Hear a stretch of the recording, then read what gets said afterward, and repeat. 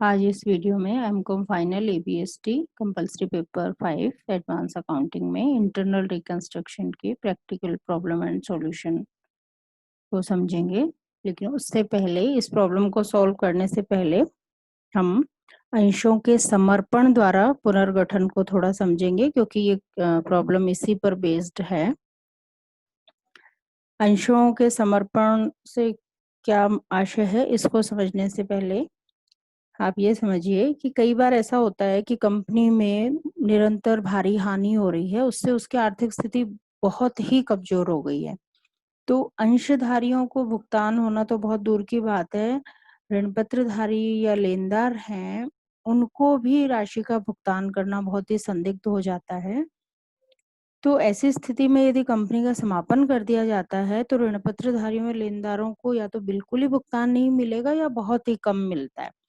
तो ऐसी स्थिति में अंशधारी, ऋण पत्रधारी और लेनदार ये सब मिलकर के आपस में ऐसा तय कर सकते हैं कि खोई हुई पूंजी को अपलिखित कर दिया जाए और नए सिरे से पूंजी की व्यवस्था करके कंपनी को वापस से फ्यूचर में लाभ कमाने के योग्य बनाया जाए, और इस तरह से वो योजना बना सकते हैं। तो इस तरह की योजना बनाने में अंशधारी, ऋण पत्रधारी और लेनदार ये तीनों ही आपस में मिलकर के अरेंजमेंट करते हैं, तो जिसको हम स्कीम ऑफ अरेंजमेंट भी कहते हैं, या हम उसको सरेंडर ऑफ शेयर भी कहते हैं, या अंशों के समर्पण द्वारा पुनर्गठन कहा जाता है। तो ये पुनर्गठन किस तरह से किया जाता है, इसमें क्या क्या स्टेप होते हैं, तो देखिए इसमें सबसे पहले तो जो अंश हैं उनको कम मूल्य वाले अंशों में उपविभाजित कर दिया जाता है।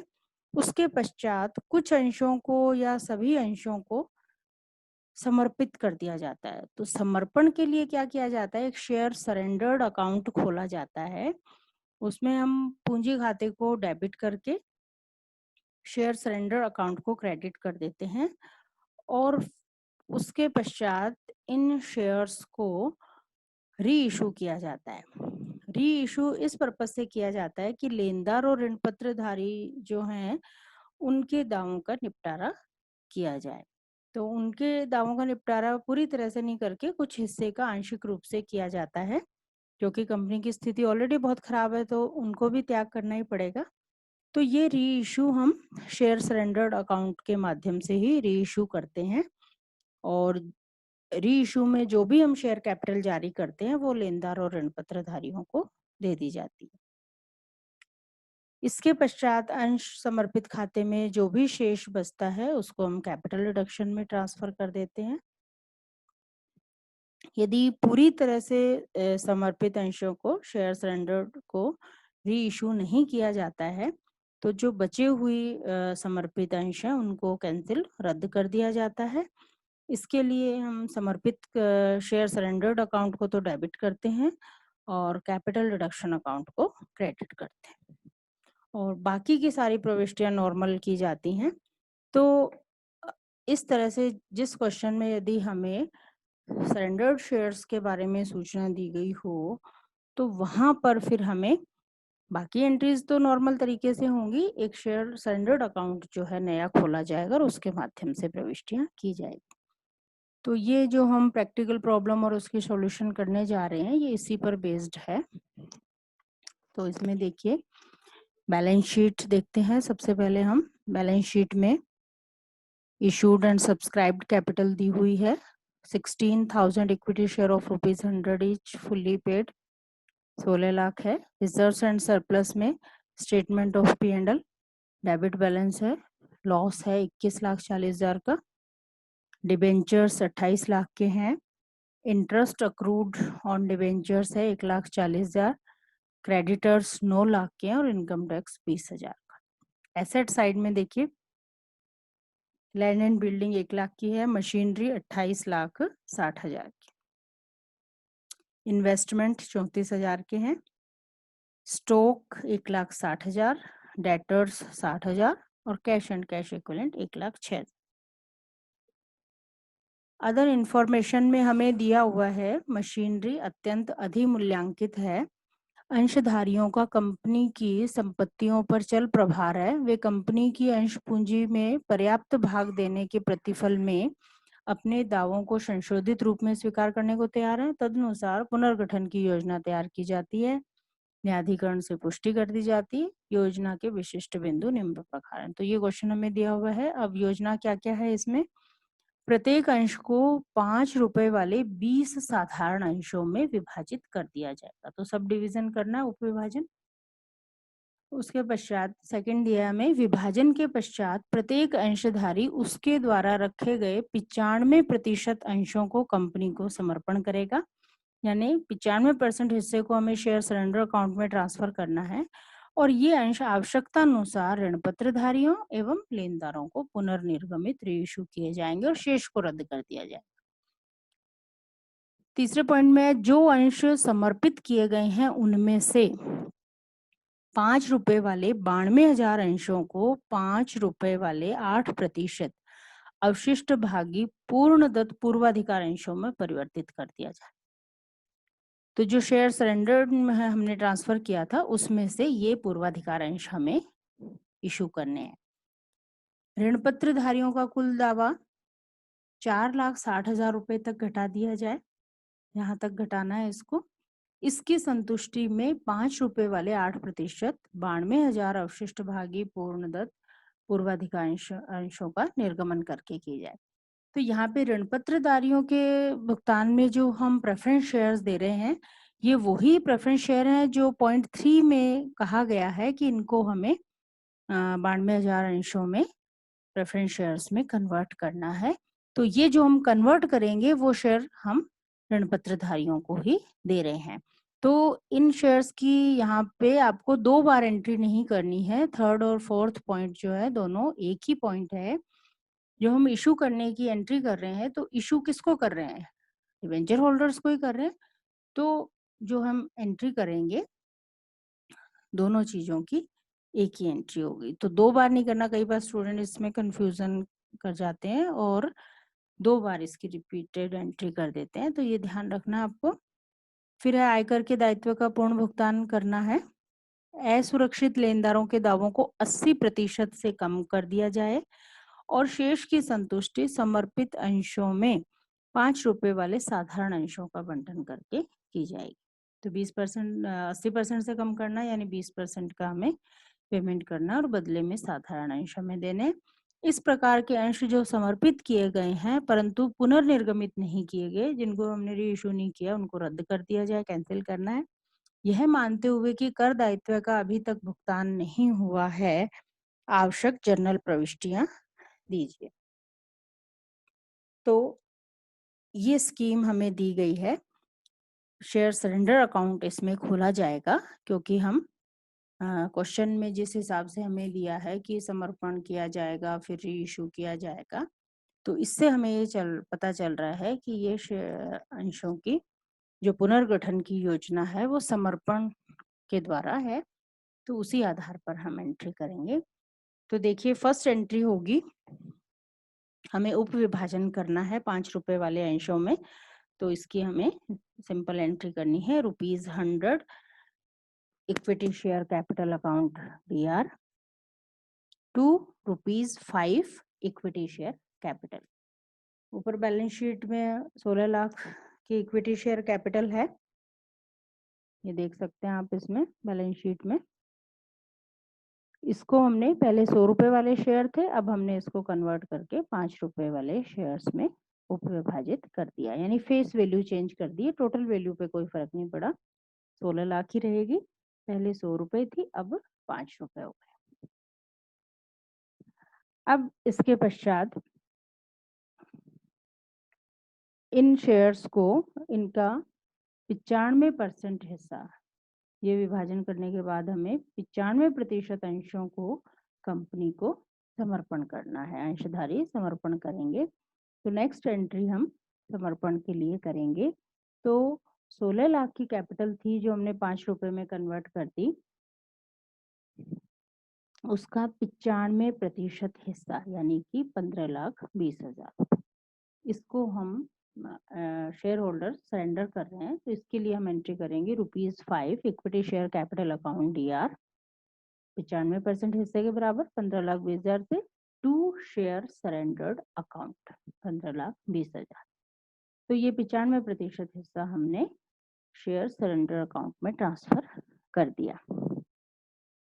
उसके पश्चात हमें क्वेश्चन में कहा गया है कि ये जो अंश समर्पित किए गए हैं इनको हमें पूर्वाधिकार अंशों में परिवर्तित करना है। ₹5 वाले 92,000 अंशों में जो कि 8% अवशिष्ट भागी पूर्ण पूर्वाधिकार अंश है उसमें कन्वर्ट करना है। तो कन्वर्ट करने की एंट्री कर देंगे। कन्वर्ट करने की एंट्री के लिए, क्योंकि कन्वर्ट कहाँ से करना है, शेयर सरेंडर अकाउंट से ही कन्वर्ट करना है, तो शेयर सरेंडर्ड अकाउंट को डेबिट करेंगे to 8% participating preference share capital. तो 92,000 शेयर्स हैं ₹5 वाले, 92,000 इंटू 5 4,60,000, ये हमने कन्वर्ट कर दिया। अब इसके पश्चात ये जो हमने कन्वर्ट किया है, फोर्थ पॉइंट में हमें ऋण पत्र धारियों के लिए कहा गया है कि उन्हें कुल दावा 4,60,000 तक घटा दिया जाएगा और इसकी संतुष्टि में वही ₹5 वाले 8% 92,000 पूर्वाधिकार अंश निर्गमित करने हैं। तो ये जो हमने शेयर सरेंडर अकाउंट से प्रेफरेंस शेयर कैपिटल परिवर्तित की है हमने, ये इसका मीनिंग ये है कि हमने कन्वर्ट किया है और ये कैपिटल किसके पास चली गई है, डिवेंचर होल्डर्स के, उनके क्लेम के बदले में चली गई है। क्योंकि ये वही 4,60,000 है, उनको भी हमें 4,60,000 देने, तो ये थर्ड और फोर्थ पॉइंट दोनों के लिए ये एक एंट्री मानी जाएगी। कैपिटल को क्रेडिट कर दिया, ये इशू हो गई है और ये किसके पास अब चली गई है, डिवेंचर होल्डर्स के पास में चली गई। इसके बाद नेक्स्ट जो है ऋण पत्रधारियों का हमने कर दिया है। 6th पॉइंट में देखिए, असुरक्षित लेनदार के दावों को 80% से कम कर देना है। तो बाकी कितना बचा, 20%। शेष की संतुष्टि समर्पित अंशों में ₹5 वाले साधारण अंशों का बंटन करके की जाएगी। तो शेष यानी कि 20%। ऊपर असुरक्षित लेनदार हमें पुस्तकों में कितने दिए हुए हैं, 9 लाख रुपए। क्रेडिटर्स जो हैं 9 लाख के हैं, तो 9 लाख का 20% 1,80,000। तो नेक्स्ट एंट्री हम 1,80,000 से करेंगे। अब यहाँ पे भी हम इक्विटी शेयर में कन्वर्ट कर रहे हैं, तो किससे कन्वर्ट करेंगे, शेयर सरेंडर्ड अकाउंट से ही करेंगे। तो ऊपर जिस तरह से प्रेफरेंस शेयर को कन्वर्ट किया था, सेम उसी तरह से share surrendered account DR ₹2 equity share capital 1,80,000। ये जो इक्विटी कैपिटल है ये किसको जा रही है, ये क्रेडिटर्स के पास में जा रही है उनके पूर्ण भुगतान के रूप में। तो जो प्रेफरेंस शेयर कैपिटल हमने शेयर सरेंडर में से जारी की वो डिवेंचर होल्डर्स के पास चली गई और इक्विटी शेयर कैपिटल क्रेडिटर्स के पास चली गई। तो ये दोनों हम एंट्री कर देंगे। अब इसके बाद में शेयर सरेंडर्ड अकाउंट में जो भी अमाउंट बची रहेगी उसको हम रद्द करना है हमें, तो रद्द करने की हम एंट्री करेंगे। और आयकर के दायित्व का पूर्ण भुगतान करना है, लेकिन लास्ट में हमें दिया हुआ है कि अभी तक पूर्ण भुगतान हुआ नहीं है, तो उसके लिए हम कोई एंट्री नहीं करेंगे। जब भुगतान होगा तो सिंपल एंट्री इसमें हो जाएगी, लेकिन अभी हुआ नहीं है भुगतान। तो अब हमें जो एंट्री करनी है, शेयर सरेंडर में जो बचे हुए अंश है उनको रद्द कर दिया जाएगा। रद्द करने का मतलब है कि उनको हम कैपिटल रिडक्शन में ट्रांसफर कर देंगे। तो नेक्स्ट एंट्री, एक तो हम शेयर सरेंडर्ड अकाउंट में जो भी बैलेंस बचा है उसको कैपिटल रिडक्शन में ट्रांसफर करने की करेंगे। उसके अलावा हमने डिबेंचर्स का पूर्ण भुगतान कर दिया है जो भी उनको बदले में दिया है, और उसके अलावा क्रेडिटर्स को भी। तो जो हमारी बैलेंस शीट है उसमें हम देखते हैं, देखिए बैलेंस शीट में कि डिबेंचर्स हैं 28 लाख के, उन पर इंटरेस्ट भी बकाया है 1,40,000 का, और क्रेडिटर्स हैं 9 लाख। तो इन तीनों को, इन डिबेंचर्स को और क्रेडिटर्स को हमने बदले में जो शेयर देने थे वो दे दिए, जितना हिस्सा भी देना था ऊपर हम एंट्री कर चुके। लेकिन अब इनके खाते पुस्तकों में खुले हुए हैं, तो क्योंकि इनका तो भुगतान हो गया, अब ये हमें इन खातों को बंद करना है। और इन खातों को बंद करने के लिए हम क्या करेंगे, इनको नील करना है, क्योंकि इनके बदले में जो भुगतान करना था हम वो कर चुके। तो इनको, क्योंकि ये क्रेडिट बैलेंस है, इनको यदि हम डेबिट कर देंगे तो ये सारे खाते पुस्तकों में बंद हो जाएंगे। तो उसके लिए आप प्रविष्टि करेंगे। इन सबको भी बंद किस माध्यम से करना है, कैपिटल रिडक्शन के माध्यम से ही बंद करना है। तो हम एंट्री कर देंगे, एक तो शेयर सरेंडर्ड अकाउंट डीआर, जो भी बैलेंस बचा है। शेयर सरेंडर्ड में हमने 15,20,000 ट्रांसफर किए थे, 4,60,000 कम कर दो, 1,80,000 कम कर दो, बची हुई अमाउंट हो गई 8,80,000। तो ये शेयर सरेंडर्ड अकाउंट को हम डेबिट कर देंगे। Debenture account DR 28 lakh, interest accrued account DR 1,40,000 और sundry creditors account DR 9 lakh. तो शेयर सरेंडर्ड अकाउंट भी अब बंद हो जाएगा और बाकी डिबेंचर इंटरेस्ट और क्रेडिटर्स, ये तीनों खाते भी बंद हो जाएंगे। और इन सबको हम किसके माध्यम से बंद करेंगे, कैपिटल रिडक्शन के माध्यम से। तो टू कैपिटल रिडक्शन, इन सब का बैलेंस हम कैपिटल रिडक्शन में डाल देंगे। तो इस तरह से हमारे पास कैपिटल रिडक्शन में 47,20,000 रुपए आ जाएंगे। अब कैपिटल रिडक्शन में जितना बैलेंस हमारा आ गया, उसको हम हानियों को राइट ऑफ करने के काम में ले सकते हैं। तो हानियों में एक तो P&L का लॉस है, ऊपर देखिए बैलेंस शीट में P&L लॉस है 21,40,000। उसके अलावा मशीनरी के लिए कहा गया है, मशीनरी है 28,60,000 की, अत्यंत अधिमूल्यांकित है, तो ओवर वैल्यूड है मशीनरी, अत्यंत अधिमूल्यांकित है, तो इसको भी हम राइट ऑफ करेंगे। तो जितना हमारे पास बैलेंस बचेगा उससे हम मशीनरी को राइट ऑफ कर देंगे। तो हम एंट्री करेंगे कैपिटल रिडक्शन अकाउंट यार, जितना ऊपर बैलेंस है 47,20,000, टू स्टेटमेंट ऑफ P&L 21,40,000। ये लॉस पूरा राइट ऑफ हो गया, पूरा खत्म हो गया। और बचा हुआ जितना भी कैपिटल रिडक्शन में, उससे हम मशीनरी को राइट ऑफ कर देंगे, क्योंकि क्वेश्चन में हमें मशीनरी कितनी ओवर वैल्यूड है इसकी कोई अमाउंट हमें नहीं दी हुई है, केवल इतना कहा गया है कि अत्यंत अधिमूल्यांकित है। तो इसका मतलब है कि बहुत ज्यादा ओवर वैल्यूड है, तो जितना हम राइट ऑफ कर सकते हैं मैक्सिमम, उतना हम राइट ऑफ कर देंगे। तो यहाँ पर कैपिटल रिडक्शन में जितना बैलेंस बचा है उससे हम मशीनरी को राइट ऑफ कर देंगे। तो टू मशीनरी, P&L को राइट ऑफ करने के बाद बैलेंस बच रहा 25,80,000, तो मशीनरी को हम 25,80,000 से राइट ऑफ कर देंगे। तो इस तरह से ये दोनों चीजें राइट ऑफ होने की एंट्री हो जाएगी। कैपिटल रिडक्शन अकाउंट भी खत्म हो गया। अब हमें आफ्टर रिडक्शन बैलेंस शीट बनानी है। तो बैलेंस शीट का, जैसे पिछले वीडियोस में भी मैं आपको तरीका बता चुकी हूँ, बेस हम क्वेश्चन वाली बैलेंस शीट का ही लेंगे और उसी के आधार पर हम बनाएंगे। तो पहले इशूड एंड सब्सक्राइब्ड कैपिटल। तो अब हमारे पास कैपिटल कितनी बची है, प्रेफरेंस शेयर्स जो हमने 92,000 8% 5 रुपए वाले डिवेंचर होल्डर्स को दिए थे, वो तो प्रेफरेंस शेयर कैपिटल है। तो 92,000 8% participating preference shares of ₹5 each, 4,60,000 से।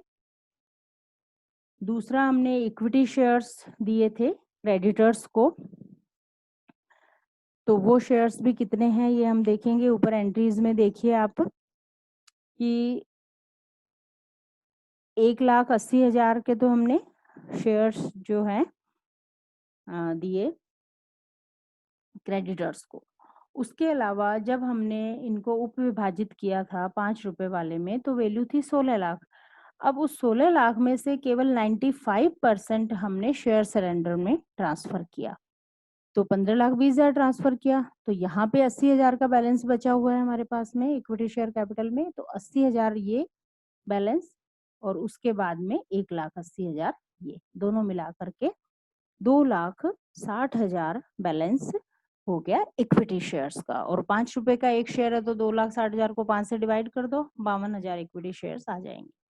तो 52,000 इक्विटी शेयर ऑफ ₹5 ईच, 2,60,000 से दिखा देंगे।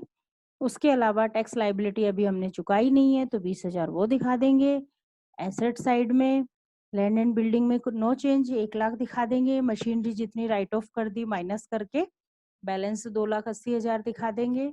इन्वेस्टमेंट कोई चेंज नहीं है, एज इट इज है 34,000। Stock no change 1,60,000। Debtors no change 60,000। Cash and cash equivalent no change 1,06,000। तो इस तरह से बैलेंस शीट आप दिखा देंगे सारे आइटम। सिंपल है बैलेंस शीट बनाना।